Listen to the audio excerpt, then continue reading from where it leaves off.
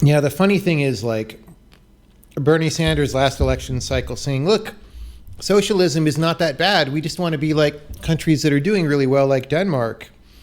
And the ambassador from Denmark saying, buddy, we're not socialist. We're a market capitalist economy with a safety net, right? There's a big difference between those things. Big difference. You don't think most people except a few special Californians and New Yorkers want an actual socialist society? I think that's true as well. However, sometimes vocal minorities can sway large groups of people and make big things happen, right? I mean,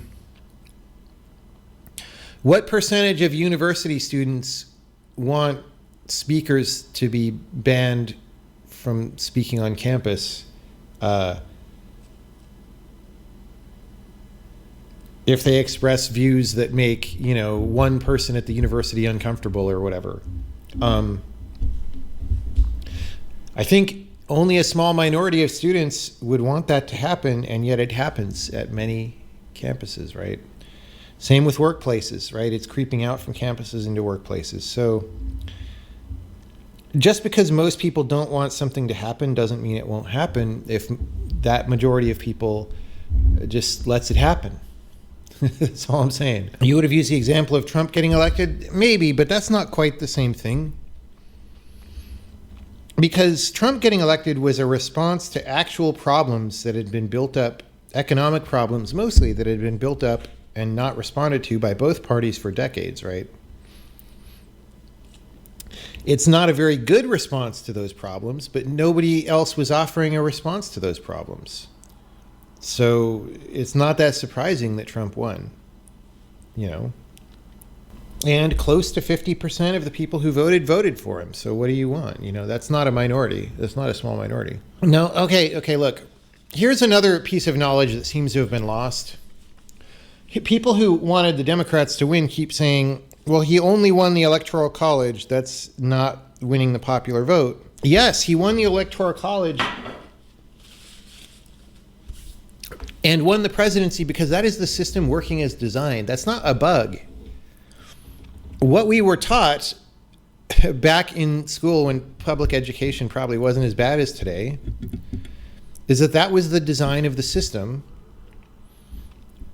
Because people who, there's a bunch of reasons, but one of them that seems pretty obvious is that people who live in cities tend to think similarly, and people who do not live in cities tend to harbor different ideas. And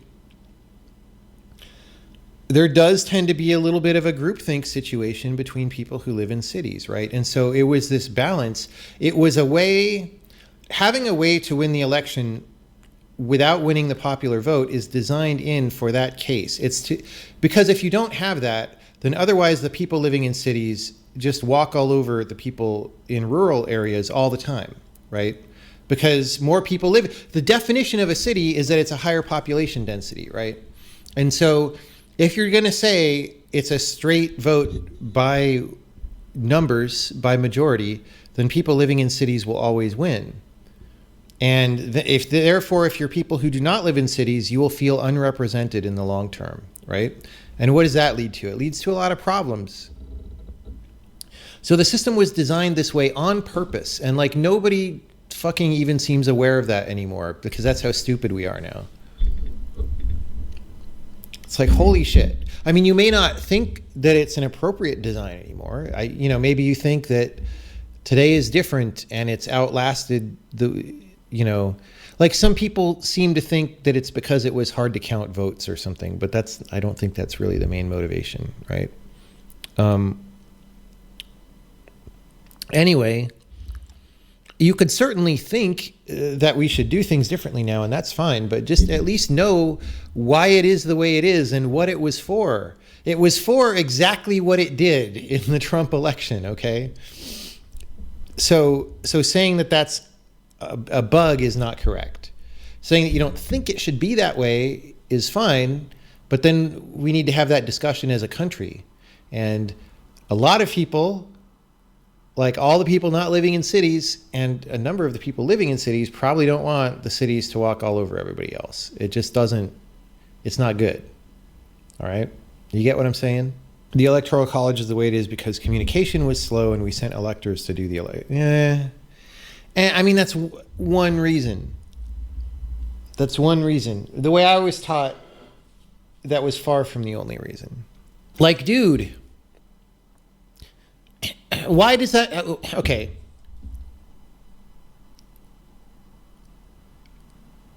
We count the votes, and the electors vote based on the votes, right? If we had wanted to use the actual vote count instead of the electoral vote count, we would have used the actual vote count. Like, I don't know. I'm not going to... Let's talk about computer things. Does anyone have any computer questions? I opened the politics vortex. It's actually the same. Okay, look. If you're going to, this is the last thing I'm going to say about the politics thing, just to think about, again, I'm a game designer, right? Game design is about designing a system that generates the behavior that you would like, right? So just look at Congress, all right? You have the Senate and the representatives. The representatives are based pretty closely on population, right? The Senate is not. Why?